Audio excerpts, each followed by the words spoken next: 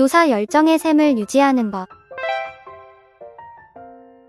대부분 교수법 책은 누구나 가르침에 대한 열정을 가지고 있다고 가정하고 다양한 기법을 소개하고 있습니다. 하지만 현실 속의 많은 교사는 좌절과 에너지가 고갈되는 소진 현상에 시달리고 있습니다. 최근 교사들의 교직 만족도가 급속히 떨어지고 있고 우울 증세와 심지어 자살 충동까지 느끼는 교사들이 크게 늘고 있다고 합니다. 이러한 교사들에게 필요한 것은 삶의 의미를 찾고 가르침에 대한 열정을 회복하는 것입니다. 지금 가르침에 대한 열정을 가지고 있는 교사들도 그 열정이 쓰러지지 않고 지속되도록 노력해야만 스스로에게 만족한 스승이 될 수 있습니다. 한국교육방송과 다큐 프라임 최고의 교수를 제작하기 위해 만나본 미국 최고의 교수들은 부침이 적고 늘 가르치는 열정으로 가득 찬 것처럼 보였습니다. 그들과 대화를 나누다 보니 그들의 삶 자체가 열정으로 가득 찬 것을 알 수 있었습니다. 내 주위에도 어디에서 그런 에너지가 나오는지 알 수 없지만 끝없이 샘솟는 열정으로 학생들을 가르치고 연구에 전념하는 교수들이 상당수 있습니다. 이 열정의 근원에 대한 이해 없이 최고의 교수라고 하는 사람들이 사용하는 기법만 배워서 사용하면 자기도 최고의 교수가 될 수 있을 것이라고 생각하는 사람은 아름다운 새의 깃털을 모두 모아 자기 몸에 붙이면 자기도 아름다운 새가 될 수 있을 것이라고 생각하는 이솝우화에 나오는 새와 같습니다. 다른 새의 깃털을 잔뜩 붙여 아름다움을 뽐내는 새는 스치는 바람과 이슬비만 맞아도 초라한 몰골로 변하게 될 것입니다.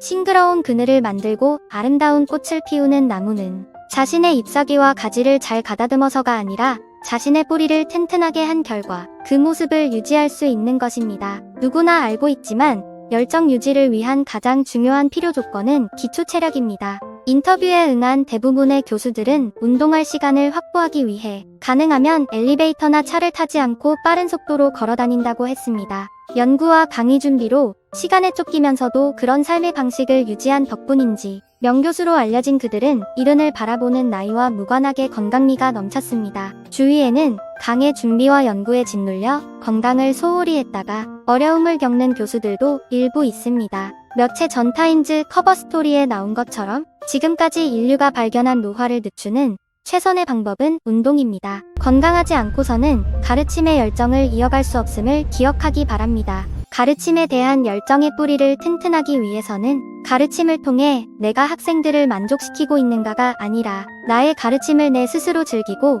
내가 만족하는가가 중요한 화두가 되어야 합니다. 자기는 고통스럽지만 학생들을 만족시키면 된다는 생각으로 강의를 준비하고 진행하는 교수는 고객을 만족시키기 위해 억지로 미소를 짓다가 미소 스트레스로 고통받는 사람처럼 곧 소진되게 될 것입니다. 스스로가 자신의 강의를 즐기고 만족할 수 있기 위해서는 매 학기 강의 내용에 새로운 내용이 추가될 수 있도록 예화와 질문, 그리고 주제를 갱신해 가야 합니다.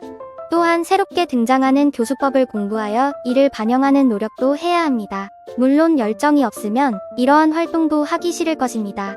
그러나 교단에 남고자 한다면 악순환의 고리를 끊어야 합니다. 강의 준비에 억지로라도 시간을 투자하고 동료들과 더불어 교수법 공부에 노력을 기울이고 그 결과로 학생들이 내 강의를 좋아할 때 사라졌던 열정이 서서히 회복될 것입니다. 대부분의 명교수들은 학생들과의 인간관계를 아주 중요시하고 있었습니다. 피츠버그 대학의 골드스틴 교수 연구실 앞에 가면 학생들과 함께 찍은 사진이 잔뜩 걸려있고 연구실에는 학생들이 교수 얼굴 모양을 본떠 만들어준 인형도 전시되어 있습니다. 골드스틴 교수는 학생들이 보내온 마음, 학생들과 함께한 행복한 시간의 기억들이 자신을 늘 젊고 열정적이게 한다는 이야기를 해주었습니다.